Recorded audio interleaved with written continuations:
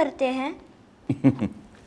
बेटा, इस देश को चलाने के लिए पैसों की जरूरत होती है और इसीलिए इस देश में रहने वाले लोग टैक्स भरकर सरकार की मदद करते हैं। तो मुझे भी टैक्स भरना पड़ेगा? हाँ, जब तुम कमाने लगोगे तब। तो क्या आप भी टैक्स भरते हैं दादाजी? भरता था जब मैं नौकरी कर रहा था, लेकिन अब नहीं। अब मैं रिटायर हो गया हूं, अब मैं बहुत ही कम टैक्स भरता हूं। और माँ? मैं तो कुछ भी नहीं कमाती, इसलिए टैक्स भी नहीं भरती। बेटा, सच बताओ तो हम सब टैक्स भरते हैं। मैं, माँ, बाबूजी और तुम भी। क्या मतलब? बैठो, मैं बताता हूं। देखो, मैं जो टैक्स भरता हूं वो है मेरा इनकम टैक्स। मतलब जो पैसे मैं अपने जॉब से कमाता हूं, मेरी सैलरी, इसे कहते हैं डायरेक्ट टैक्स। और आप लोग जो भरते हो उसे कहते हैं इनडायरेक्ट टैक्स।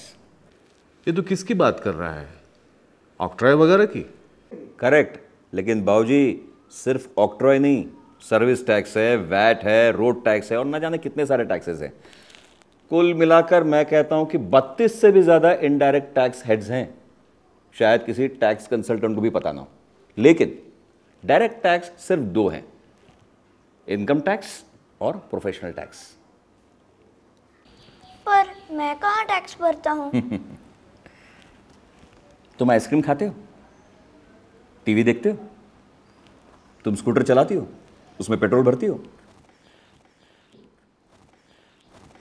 तो इन सब चीज़ों में कई तरह के टैक्स मिले हुए होते हैं। जैसे तुम्हारे पेट्रोल में ऑक्ट्रॉय, तुम्हारे आइसक्रीम में वैट, इलेक्ट्रिसिटी पर वैट। तो ये सारे हैं इनडायरेक्ट टैक्सेस। समझ गए? ये तो मैंने सोचा ही नहीं था। ऐसे तो हम गरीब हो जाएंगे। बेटा, हम गरीब ही हैं। हमारे देश में 80% से ज़्यादा लोग गरीब हैं, लेकिन अगर अर्थ क्रांति आई तो बिल्कुल नहीं रहेंगे। अर्थ क्रांति? हाँ बाबूजी, अर्थ क्रांति। अर्थ क्रांति से सारी सिस्टम बदल जाएगी। हमारे सरकार के पास पैसे होंगे, हमें इतने सारे टैक्सेस भी नहीं भरने पड़ेंगे। अर्थ क्रांति सबकी लाइफ बदल देगी।